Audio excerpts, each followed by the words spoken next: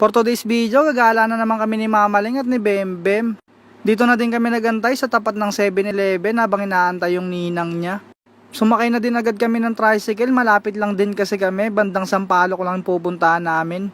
Kainan pala yung pupuntahan namin ngayon guys, bagong bukas lang kasi. Nandito na kami sa kakainan namin guys. Titikman namin yung mga pagkain dito.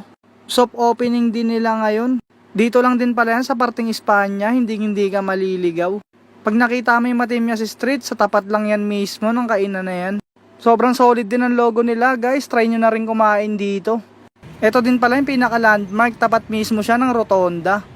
Makikita nyo agad yung sislingan sa Plaza Noli.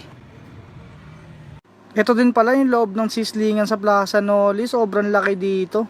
Kahit marami kayo pumunta, kasyang-kasya kayo dito. Syempre, hindi mawawala si Bembem. Kahit saan kami magpunta, lagi namin kasama yan. Hindi mo rin kasi maiiwan yan. Sobrang lakas ng toyo niya pag hindi nakakagala. Ito din pala yung mga menu board nila guys. Kayo nang bahala tumingin dyan pag nagpunta kayo.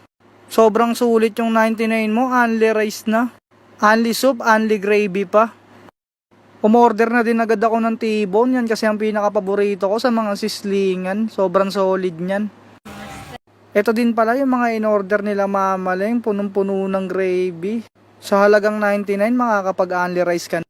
Ito din yung pagkain ko, dinagdagan ko na rin ng kanin para hindi ako mabitin. Sobrang solid ng T-bone dito guys. Binakbakan ko na din agad yan para hindi masayang yung only rice ko.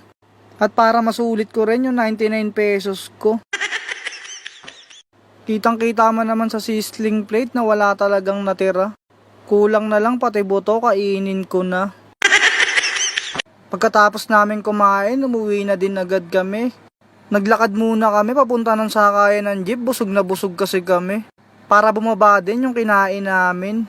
Nakasakay na din pala kami ng jeep dito. Guys, antong na din si Bembem, inaabot na rin kami ng gabi sa daan. Hanggang dito na lang, see you next vlog!